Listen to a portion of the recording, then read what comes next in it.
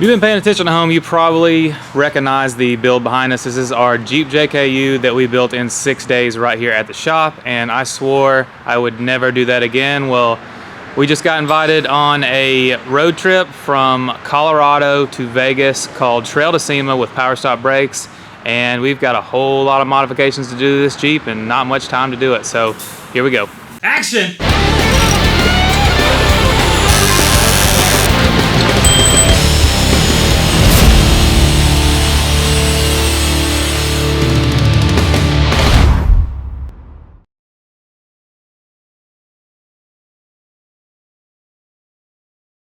So we noticed a few things on our epic Southern Overland Adventure in the Jeep, and first of all, 35s are not big enough to do the kind of wheeling that we want to do. So while we love the Falcons and they did great, did everything we wanted to do, we needed some 37s at least. And so that's where BFG comes in. They got some new KM3s. We got a full set of those, 37, 1250 by 17s. We're putting those on some custom KMC bead locks. They're gonna look sweet. So that's number one. Number two is if you're gonna go on a epic wheeling adventure with Powerstop brakes, why would you wanna keep the rusty stock brakes that are already on the Jeep? So we got a hold of them. We're gonna put their full kit, drilled and slotted rotors, powder coated calipers, their extreme duty brake pads, all that. So this thing will have brand new brakes on it, since the ones we had were all rusted to crap. We've already cracked our evap, so we'll be getting a skid for that, as well as a proper gas tank skid, since this gas tank skid's pretty much full of rust and holes. Then while we're at it, new drive shafts, because we're gonna be doing some hardcore wheeling. What else? Oh yeah, the exhaust. You see these little holes? They're everywhere in this factory exhaust, like everywhere. So we got a full kit coming from Gibson. We're gonna get those replaced, and maybe this thing will run right if we do that and seal up our evap canister. And yeah, so got a lot of work to do and pretty much about 7 days to do it or less before we leave. So it is Wednesday, and we need to have everything ready to go by next Thursday. So here we go. All right, first thing we're gonna do is we're gonna go ahead and get these tires and wheels off and start swapping these rusty brakes for these brand new ones for Powerstop.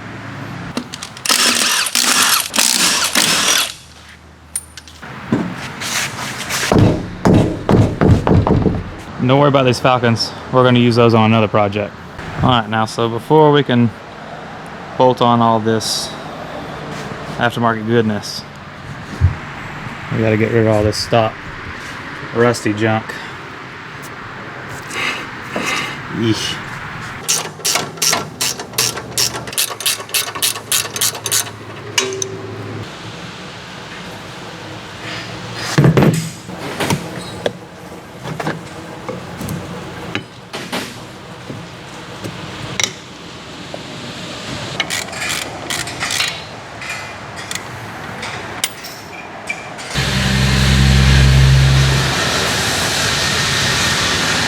Now that we got the brakes all installed and looking good, it's time to work on the drive shafts. Now, stock drive shafts in a JKU might last, they might not. A lot of people break them, still have issues with them, and I'm used to driving a rock bouncer, so I figured it's better to be safe than sorry. So we gave Tom Woods a call, and he hooked us up with these beefy drive shafts, all ready to go.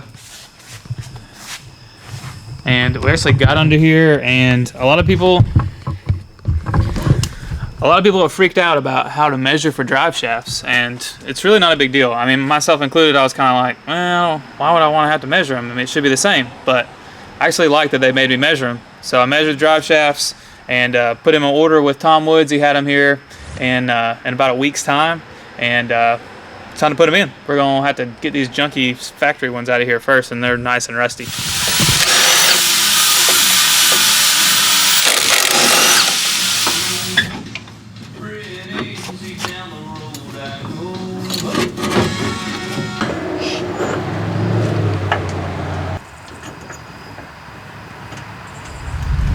Something else we wanted to address on the Jeep was our lighting situation. Our stock lights just were not up to snuff. So we got a hold of the guys at High Beam Off-Road, and they hooked us up with not only their headlights, they also got some bumper lights. We already got those installed in our Moto-Built bumper. And those are the stock headlights. We're gonna get those replaced here shortly. And then let me show you these tail lights. You got your stock tail light on the right. High Beam Off-Road tail light. Way better look. Best thing about these lights is they are plug and play. You got your little connector there. Plugs into the stock connector. Easy peasy. Alright, so we got one of these lights installed from High Beam Off-Road. You can see it here with the LEDs, and that is the stock one. So, once again, super easy, plug and play, just bolt right in. So another issue we were having with the JKU build was those 35-inch tires and being locked front and rear. It made it tough to turn in the rocks. And then, to make matters worse, the last time we went wheeling at B Corp, the power steering pump failed completely. So instead of putting another parts store pump on there, we decided to call up the guys at PSC, and we got their complete kit. Now, this is their hydraulic assist kit, and it comes with a steering box, steering cooler, reservoir, all the brackets and lines, fluid belt, everything you need to bolt this kit on. And that's what we're going to do next. Now, before we can put all that awesome PSC stuff on here, we got to get rid of all the stock junk.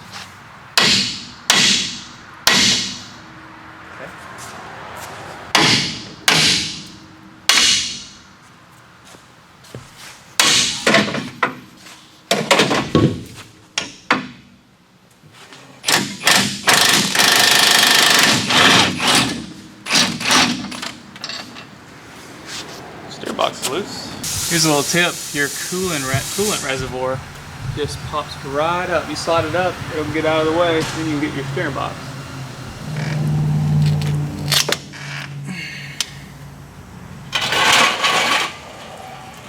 So there's the little rusty stock Jeep one. There is the beefy PSC one. So these stock ones actually have a not very strong sector shaft. Most people have to do a sector shaft brace, and with the PSC one, there's no need for that. So the good thing about the PSC kit is it's got instructions, and all the bags are labeled, so we know that we're looking for this kit. That's what was in that bag, and so we're gonna go ahead and get these lines mounted to the steering box. This is their big bore steering box, and we'll get it mounted up into the Jeep and start on the next step. Alright, so we finally got the big bore steering box all put into place, and it is a heavy mofo, so you'll probably need some help to get the bolts in. Bolts they supply, they're a little bit shorter, and then the stock bolts go in the rear. But it's in there. That thing is massive. Whew.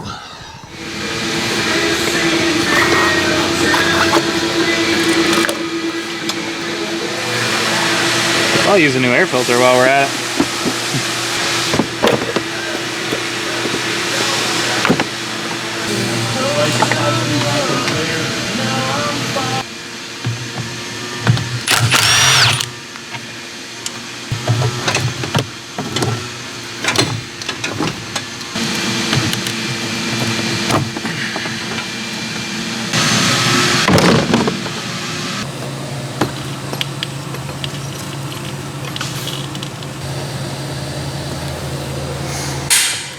The coil carrier where you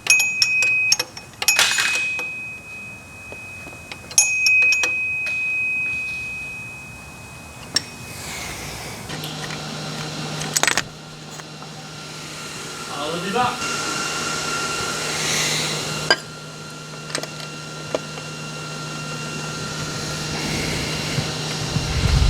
Alright, so here's a little update.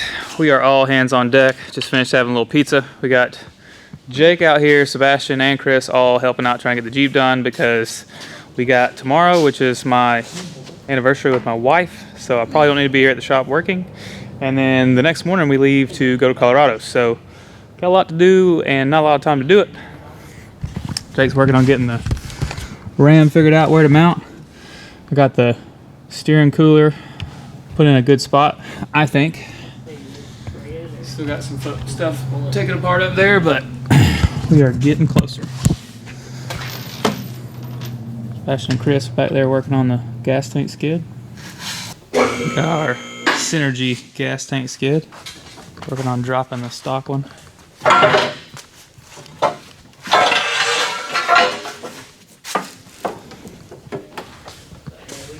What you got going over here, Jake? We'll make some brackets up for the hydraulic ram mount. Just the ones that came with it couldn't work with the AirTech truss, so we're gonna fab up some new ones. Where you at? No big deal. Do it all the time. There you go, a JK gas tank. You're good. The most awkwardly shaped gas tank ever in a Jeep. There you go.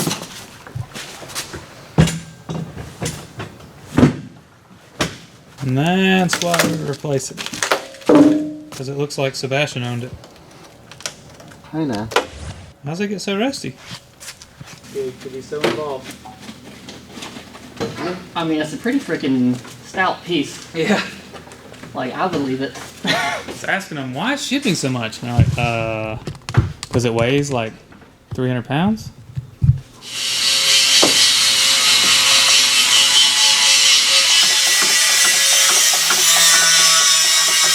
That stuff in the back doesn't really matter as long as we get all the front stuff and the stuff on the tank.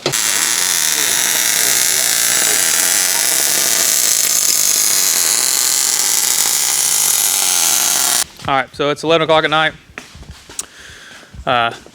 Only a day left to go. Got the PSC steering all hooked up, getting ready to, we just poured all the fluid in there.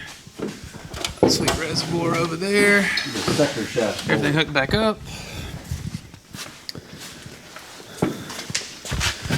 Gas tank skid on. Evap skid on.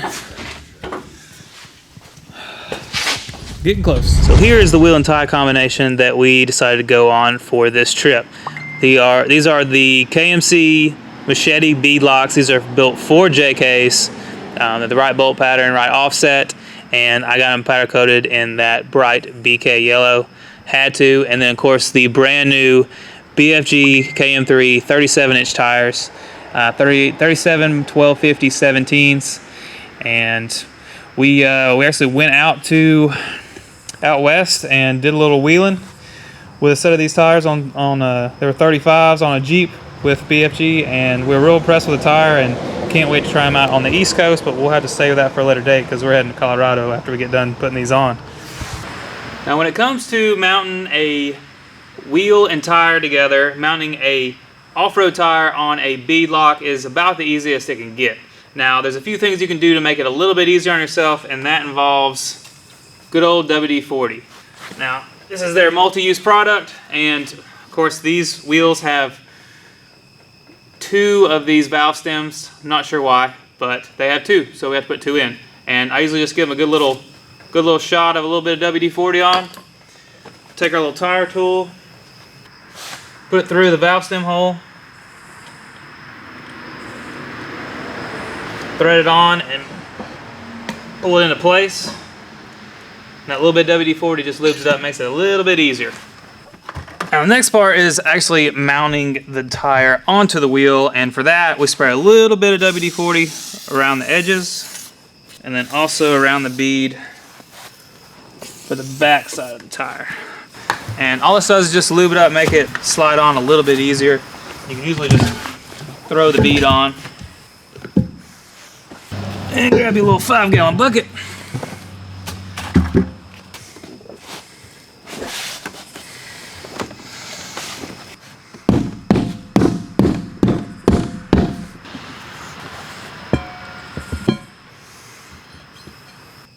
Now it's time to finally go ahead and set the bead on the tire. So we got the front bead lock, everything up here is sealed and tightened down, torqued down where we need it, and now it's time to air it up and set the bead on the back side. Now the WD-40 is going to help it just slide on there, and you won't hear a huge pop. It'll just be like a little subtle pop, and it just makes it all slide on there a lot easier, and that's why we do it. See, the bead just set and it didn't even make a pop. when you use the WD-40 on the back, it pops into the right place every time. Oh, there it goes right there. Brakes are bled, steering's bled. Look at those wheels. Can't wait to drive this thing. Here we are a little after midnight. It is Wednesday, so we got tomorrow to button everything up and get this thing aligned, get loaded on the trailer, get Jake's Duramax ready for the trip. And yeah, I think we got it. Luckily for me, everybody came out and helped work on the build, and she's ready to ride now. Oh, those wheels look good.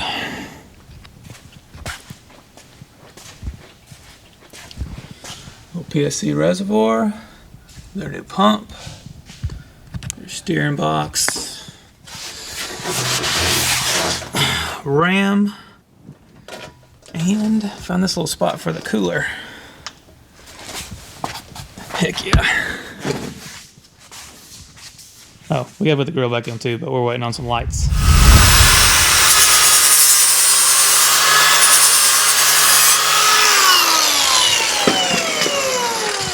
Alright, so we went, flex tested everything. Sebastian did a little fender trimming, but it's about ready to go. Still gotta put the console back in, but that's not super important. Alright, so we got the Jeep finished up, and we finished the truck too, but Jake offered up his Duramax as a rental.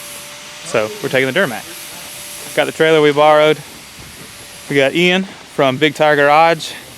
He's gonna be riding with us, and there we go, the JK. Phase 2 of the build is complete, and we can't wait to go out west for Trail to SEMA and try it out, but you'll have to stay tuned for that. So if you want to check out some older episodes of Rock Rods, Stop making the TV and strap down your truck. of Knucklehead Garage, they're all over here, and then we'll be sure to leave a link so you can watch Trail to SEMA as well. So thanks for watching.